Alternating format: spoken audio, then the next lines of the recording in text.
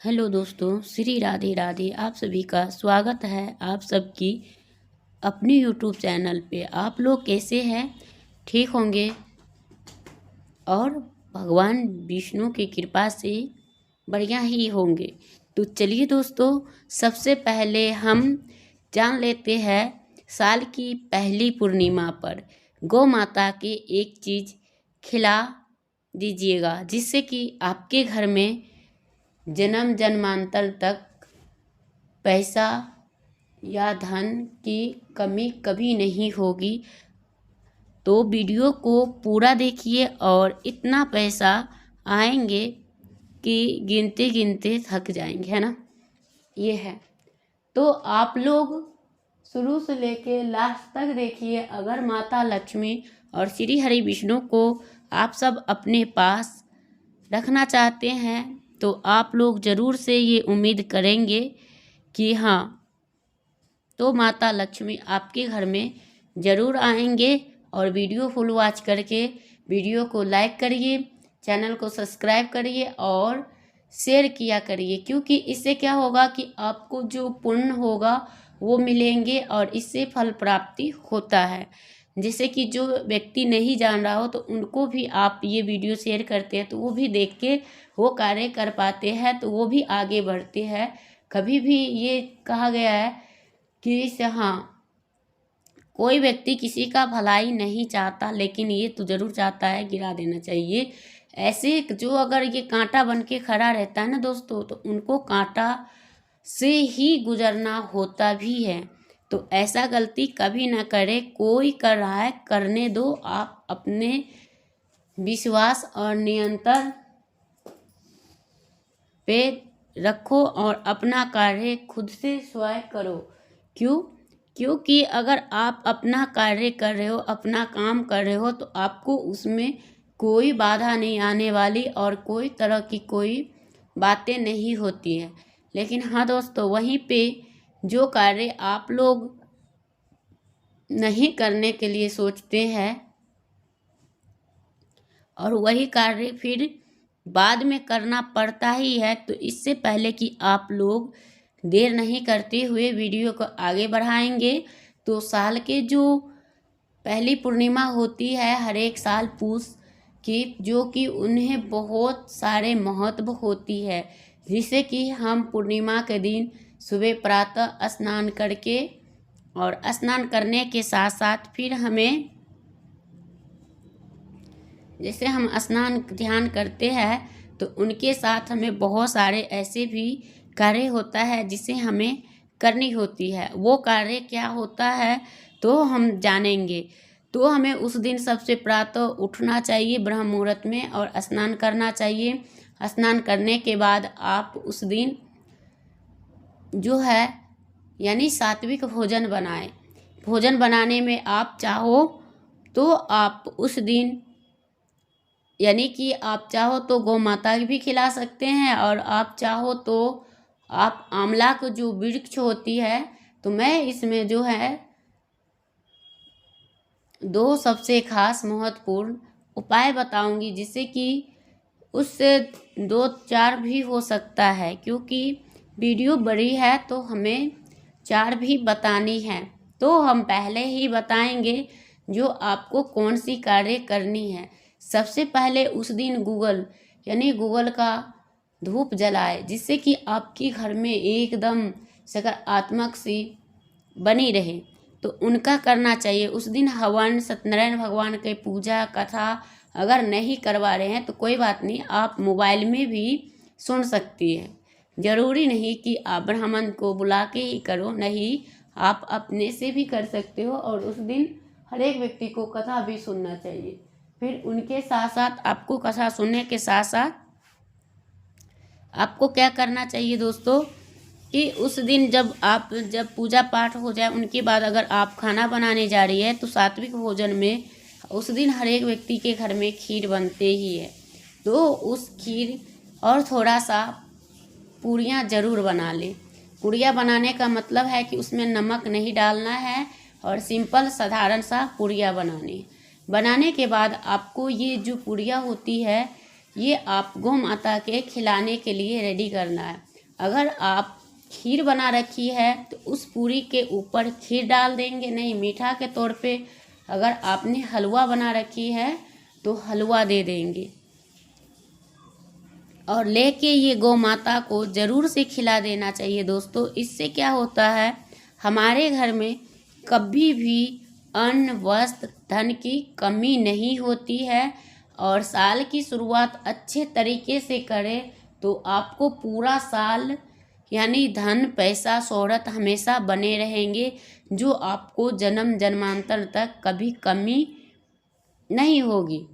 तो चलिए दोस्तों, अब हमने तो पहला उपाय बता दी हूँ, अब दूसरा उपाय बताएंगे, तो आप लोग वीडियो को ज़रूर देखिए ध्यान से और सुनिए भी, क्योंकि आप लोग सुनते हो नहीं और बोलोगे कभी पूरा नहीं होगा तो कहोगे पूरा हुआ ही नहीं, तो ये आपकी गलती है, क्योंकि आप पूरा जानेंगे जब ये तो कुछ करेंगे।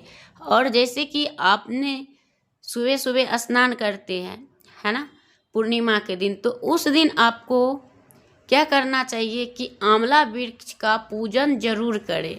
अगर आपके घर में हो तो, और नहीं है कहीं बाहर में पास में है तो ज़रूर करें। और आंवला वृक्ष के आप कम से कम 7 बार या 11 बार परिक्रमा जरूर लगाएं। और हाथ में पुष्प और अक्षत लेके 7 बार लगाएंगे तो 7 चावल रखेंगे, अगर 11 बार लगाएंगे तो 11 चावल रखेंगे। और उनके बाद चावल कहीं से भी खंडित नहीं होना चाहिए और बिल्कुल बढ़िया होनी चाहिए। और फिर आप परिक्रमा लगाएंगे। परिक्रमा लगाने के बाद जब आपने परिक्रमा लगा लिए तो उनके बाद आपको क्या करना चाहिए, परिक्रमा करने के बाद आपको जब प्रणाम करके और जो आपकी इच्छा है, जो कभी व्रत इतने सारे व्रत किए, पशुपति किए, बहुत सारे उपाय भी कर लिए हमने, शिव पुराण के व्रत भी कर लिए, कुछ से भी हमारी मतलब उपाय संपूर्ण होता ही नहीं है, तो हम क्या करें, तो आप ये एक बार करके देखिए और आपका ये इच्छा अवश्य में पूरी हो जाएगी और इतने जल्द होगी कि आप सोच भी नहीं सकते। तो यही है। और जब ठंड के महीना रहे तो गुड़ का दान कीजिए। अगर गर्मी का महीना रहते हैं दोस्तों तो आप सब पानी यानी कि मीठा शरबत का जो व्यक्ति दान करता है गर्मियों में, उनका तो पैसे गिनते गिनते वो व्यक्ति सच में ही थक जाते हैं। क्योंकि जिस सीजन पे ना जो चीज़ का ज़रूरत हो उन चीज़ को आप लोग दान करें। दान करना जो है ना वो अपने आप में नहीं, ये शास्त्र और उन सभी में दिया गया है ग्रंथ में, जो कि दान जो होता है ना वो एकदम सबसे श्रेष्ठ और महत्वपूर्ण होते हैं, जिनको करने से हमें बहुत सारे धन मिलते हैं। एक करते हैं तो हमें कई हजार फल मिलते हैं। तो ज़रूर से करें और जिन ज़रूरतमंद को ज़रूरी हो उन्हीं को दें, क्योंकि उससे ये होता है कि आपको भी लाभ होंगे और उनको भी। तो ये है, और ठंड में इन चीज़ों को प्रयोग ज़रूर करना चाहिए और करवाना चाहिए भी। अब हम जा रहे हैं आपको बताने, ये है आपकी यानी कि तीसरा उपाय होंगे जो कि आपको खिलाना है। वो किसको और कैसे, तो वो भी उपाय है, वो भी गौ माता के ही लिए है। तो गौ माता को हम किस तरह से क्या खिलाएं, तो आप उस दिन एकादशी के दिन आप आटा लगा पूर्णिमा के पहली पूर्णिमा है तो आपको ज़्यादा धन लाभ पूरे साल के लिए चाहिए होगी। तो आपको क्या करना है, थोड़ा सा आटा गूंदना, यानी कि चूल्हे को साफ सुथरा करके स्नान ध्यान करने के बाद, और आपको 11 रोटियां बनानी है। रोटियां आटे में कुछ नहीं डालना है, ठीक है दोस्तों। और उनके बाद आपको रोटियां बनानी है। बनाने के बाद आप 11 रोटी बना लिए है तो उन रोटी को चाहो तो आप शाम में भी कर सकते हो, चाहो तो आप सुबह में भी कर सकते हो। तो वो आपकी इच्छा है कि आप कब कर रहे हैं, है ना। तो उस तरीके से भी कर सकते हैं। तो अगर आपकी सुबह में करनी है तो सुबह में कर लीजिए, अगर शाम में करनी है तो शाम में कर लीजिएगा। तो ये करने से आपको क्या करना है, जो कि आप लोग जान रहे होंगे, तो नहीं जान रहे होंगे तो वीडियो को पूरा देखिएगा और चैनल को सब्सक्राइब जरूर कर लीजिएगा। मैं जा रही हूँ बताने। 11 रोटियां पर 11 गुड़ के छोटे छोटे ये टुकड़े डाल देने। डालने के बाद आपको वो ले जाके गौ माता को खिलानी है एक एक करके, और एक एक करके खिलाते समय आप खिलाते जाए और उनका श्री हरि विष्णु का नाम ध्यान करते हुए और उनको खिला दे, और उनके पूरा मस्तक और उनको छू के स्पर्श करके बोल दे कि जो चीज़ यानी जो कार्य जो कभी सफल नहीं हुआ, आपको उनमें बार बार बाधा आ रही है, चाहे वो शादी से लेके हो, चाहे आपकी संतान नहीं हो रही हो, चाहे कोई भी अटका हुआ कोई इतना बड़ी प्रॉब्लम क्यों ना हो, लेकिन ये कार्य करने से आपको शीघ्र ही पूर्ण होगी, और ज़रूर होता है। आप एक बार करके ज़रूर देखिएगा। और दूसरा क्या है, ठंडियों में आप अगर गौशाला के बना रखे हैं जाने आने का, तो उसमें गुड़ जरूर लेके जाए गौ माता के लिए, क्योंकि वो भी गुड़ भी गर्म होता है और गौ माता को जो है ज़्यादा फायदेमंद होगा, और उनको अच्छा से उनका देखभाल भी, मतलब उनसे उनका पौष्टिक भी अच्छे से मिलेंगे, तो आपका आशीर्वाद भी प्राप्त होंगे। अब हम जा रहे हैं लास्ट और आखिरी उपाय बताने, वो भी है आंवला का पेड़ का ही। तो चलिए वीडियो को आगे बढ़ाते हैं। और जो भाई बहन मेरी वीडियो के फर्स्ट टाइम देख रही हैं, तो उनसे यही है कि आप श्री हरि विष्णु को चाहते होंगे माता लक्ष्मी के साथ, तो आप ज़रूर से लाइक करेंगे, और नहीं चाहते होंगे तो नहीं करेंगे।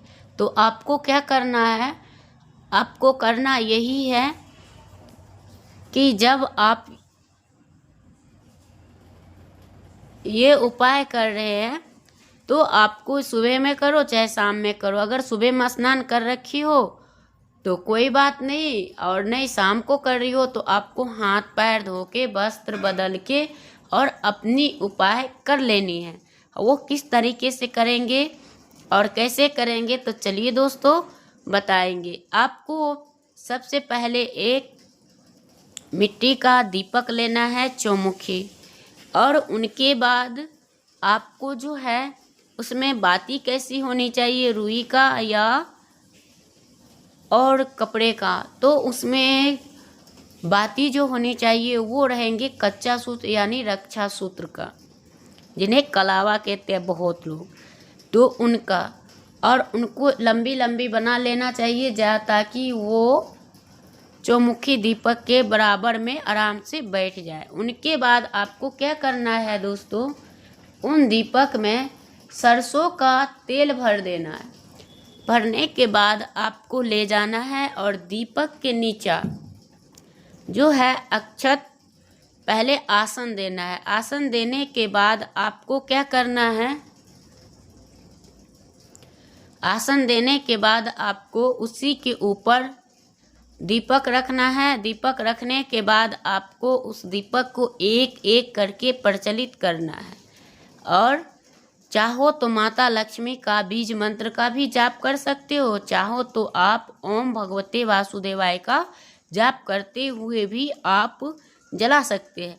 जलाने के बाद आपको क्या करना है, और आपको साथ में ही 2 लौंग फूल वाली यानी कहीं से टूटी फूटी नहीं होनी चाहिए, बिल्कुल बढ़िया होना चाहिए। अगर कहीं से खंडित हो तो उनको छोड़ के दूसरा ले लीजिएगा, ये नहीं कि टूटी फूटी लेके जाए। इससे क्या होगा, जो हमारी धन के आगमन होगा, जिससे हमारी व्यापार, बिजनेस, नौकरी ये कार्य नहीं हो रही है और हम चाहते हैं हमें जल्द प्राप्त हो, या हम पढ़ाई कर रहे हैं हम फर्स्ट नहीं हो पा रहे हैं, तो इन उपायों से आप करके भी हो सकते हो। तो आपको ध्यान रखना है कि फूल को चेक करके फिर उनको डालते हुए आप अपनी इच्छा बोल दो।